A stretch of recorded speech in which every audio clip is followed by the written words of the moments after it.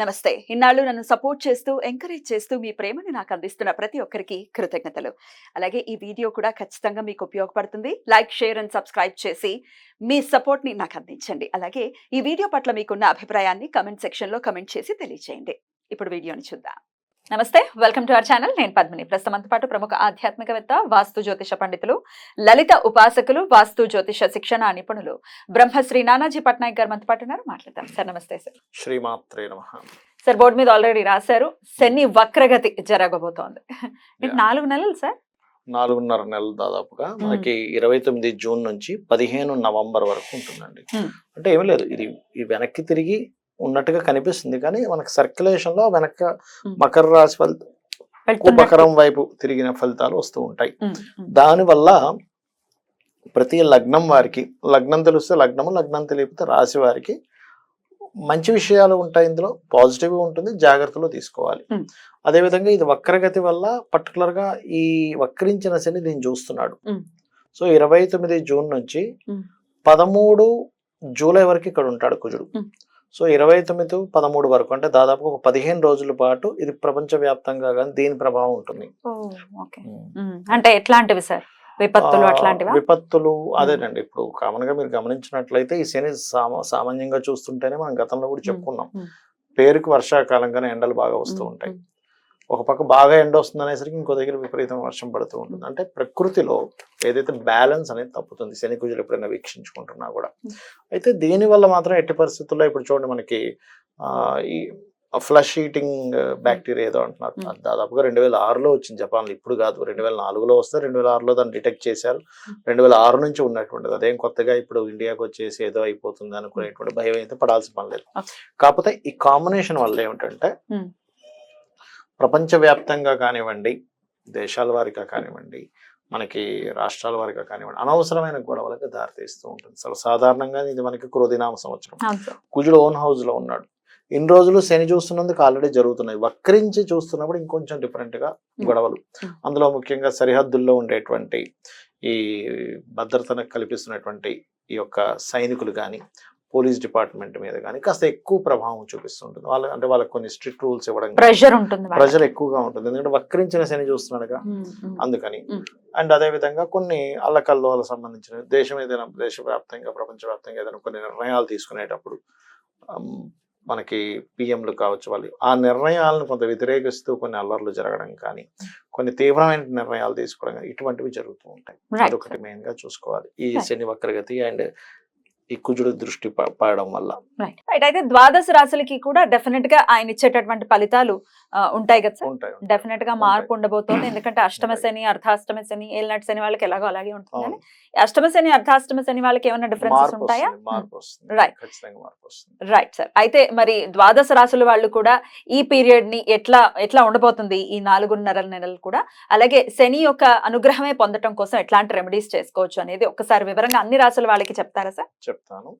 ఆఖరిలో ఈ అర్ధాష్టమ, అష్టమ శని వాళ్ళకి ఏం మార్పు వస్తుందో కూడా చెప్తాను, ఎండింగ్ లో చెప్తాను. తప్పకుండా సార్.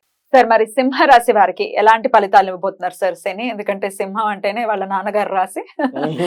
సప్తమ శనిగా ఉన్నటువంటి ఈ శని భగవానుడు మరి ఎట్లాంటి రిజల్ట్స్ ఇవ్వబోతున్నారు? ఫస్ట్ ఆఫ్ ఆల్ ఏంటంటే సింహ లగ్నం ప్రధానంగా తీసుకోవాలి. లగ్నం తెలియని వారు రాసి చూసుకోవచ్చు. అయితే ఇక్కడ ఏంటంటే ఈ సింహం వారికి సప్తమంలో ఉండే శని వక్రించినందుకు పార్ట్నర్స్ ఎవరైనా మారడం, అంటే జీవిత భాగస్వామి లేదా బిజినెస్ పార్ట్నర్స్ పర్టికులర్గా చూసుకుంటే కనుక సింహం వారికి మార్పు, ఏదైనా ఊరికి వెళ్ళడం కానీ, అంటే వాళ్ళు ఇక్కడ ఉన్నారు ఇద్దరు కలిసి భార్య భర్త, అతనికో లేదా ఆమెకో ఇంకో అబ్రాడ్ ఛాన్స్ వచ్చింది, కొంత దూరం అనేటువంటిది చూపిస్తుంది. అంటే ఏదైనా ఛాన్స్ వచ్చి కూడా వెళ్ళొచ్చు, మనం నెగిటివ్ గా చూడకూడదు, ఇది కూడా పాజిటివ్ గా చూసుకుందాం. ఛాన్స్ వచ్చి కూడా వెళ్ళొచ్చు. అలాగే ఈ శని వక్రగతి సింహం వారికి ఉద్యోగ అవకాశాలు ఇస్తుంది. ఇంటర్వ్యూస్ లో సెలెక్ట్ అవ్వడం కానీ, ఉద్యోగ సంబంధించిన విషయంలో చాలా చక్కటి ఫలితాలు అనేటువంటిది శని ఇస్తుంది. అండ్ అలాగే ఇంకొక విషయం ఏంటంటే ఫైనాన్షియల్ గ్రోత్ కూడా పెరుగుతుంది సింహం వారికి. అంటే గతంలో ఏదైనా మనీ ఆగిపోయినటువంటి ధనం అనేటువంటిది వస్తుంది, అందులో ఎటువంటి సందేహం లేదు. అలాగే మరొక విషయం ఏంటంటే ఇక్కడ ఈ సప్తమ స్థానంలో ఉండేటువంటి శని ఎప్పుడైతే వక్రించాడో ఈ ఫలితం ఇస్తూ, మరొకటి ఏంటంటే ఇక్కడ రుణాలు లభించేటువంటి యోగాన్ని కూడా ఇస్తాడు ఇక్కడ. అంటే లోన్స్ కోసం ట్రై చేసేటువంటి వారికి, లాంగ్ టర్మ్ లోన్స్ రిలేటెడ్ సంబంధించిన విషయంలో చాలా చాలా బాగుంటుంది. డైలీ లైఫ్ ని చూస్తున్నారు కదా సార్, ఏమైనా స్లో డౌన్ అవ్వడం లైఫ్ అట్లాంటివి ఏమైనా ఉంటాయా? స్లో డౌన్ అవ్వడం అంటే Hmm. కొంచెం అంటే నర్వ్ రిలేటెడ్ ఇష్యూస్ ఉండేవారు కొంచెం చూసుకోవాలి. Hmm. స్లో డౌన్ అండ్ అట్లాగే కొంచెం మనకి చూడండి షుగర్, బీపీ లాంటి వ్యాధులు ఉండేవారు కొంచెం జాగ్రత్తగా ఉండాలి. ఎందుకంటే మీరు గమనించండి, దీనికి కాలం కూడా కరెక్ట్ గా అలాగే కలిసి వచ్చినట్టు వర్షాకాలం, చలికాలం కొంచెం హెల్త్ కి సంబంధించినవి కదా. కొంత రోగాలు అనేవి రోగాలు పెరుగుతాయి. సహజంగానే సింహలగ్నము, లగ్నాధిపతి రవి తన ప్రభావం తగ్గుతుంది. వర్షాకాలం, చలికాలము రోగ ప్రభావం పెరుగుతుంది. కొంచెం వీళ్ళు హెల్త్ కాన్షియస్ కొంచెం తీసుకోవాలి. కొంచెం ఎక్సర్సైజెస్ చేయడము, సూర్య నమస్కారాలు చేయడం చేస్తూ ఉంటే బాగుంటుంది. అయితే వీళ్ళు ఇన్వెస్ట్మెంట్స్ పర్టికులర్గా భూమి మీద కానీ ఏదైనా మిషనరీస్ కొనడం కానీ లేకపోతే ఏదైనా ఫ్యాక్టరీస్ ఎస్టాబ్లిష్ చేసే విషయంలో పర్టికులర్గా జాగ్రత్తగా ఉండాలి సింహం వారు. అది మెయిన్గా గుర్తుపెట్టుకోవాలి. అండ్ ఇంకోటి ఏంటంటే ఇక్కడ సంతానాన్ని విదేశాలకు పంపించేటువంటి ప్రయత్నాల విషయంలో కూడా కొంత జాగ్రత్తగా ఉంటూ షేర్ మార్కెటింగ్ విషయంలో కూడా జాగ్రత్తగా ఉండాలి. లేదా ఫ్రెండ్స్తో అనవసరమైన అవమానాలు పడ్డం ఇట్లాంటివి కొంచెం ఇస్తూ ఉంటుంది. ఇమ్యూనిటీని పెంచుకోవాలి. ఎందుకంటే ఇక్కడ రోగభావం ఎప్పుడైతే ఇది వక్రించి వెనక్కి వచ్చిందో ఇమ్యూనిటీని తగ్గిస్తూ ఉంటుంది. కాబట్టి ఇమ్యూనిటీని పెంచుకోవడానికి ఎటువంటివి ఉన్నాయో చేస్తూ వీలైనంత మటుకు ఎప్పుడైనా రోగభావాన్ని కనుక యాక్టివ్ చేసినప్పుడు వీళ్ళు నువ్వులు దానంగా ఇస్తే ఇంకా మంచిది. తెల్ల నువ్వులు, నీలం రంగు వస్త్రము దానంగా గనక ఇచ్చినట్లయితే ఈ రోగభావాన్ని ఎక్కువగా యాక్టివ్ చేయడం. డైలీ జరిగే వర్క్స్ లో కొంచెం స్లో అవుతూ ఉంటాయి కాబట్టి అదొక్కటి ఉంటుంది. బట్ వేరే ఇబ్బంది ఏమి ఉండదు. అలాగే మరి వీరు చేసుకోవాల్సినటువంటి రెమెడీస్ ఏంటి సార్? వీళ్ళు పరిహారం పర్టికులర్ గా చూసుకున్నట్లయితే జై గురుదత్త, శ్రీ గురుదత్త అనే నామస్మరణ అండ్ దుర్గాదేవి యొక్క ఆరాధన చేసుకుంటే మంచిది. అయితే కామన్ గా మరి సింహరాశి వారు ఏ విధి విధానాలను పాటించాలి, ఎట్లాంటి రెమెడీస్ ని ఫాలో చేయాలి అనేది కూడా ఒక్కసారి తెలియజేయండి సార్. మరి కామన్ గా చేసుకోవాల్సినటువంటి రెమెడీస్ ఏంటి సార్?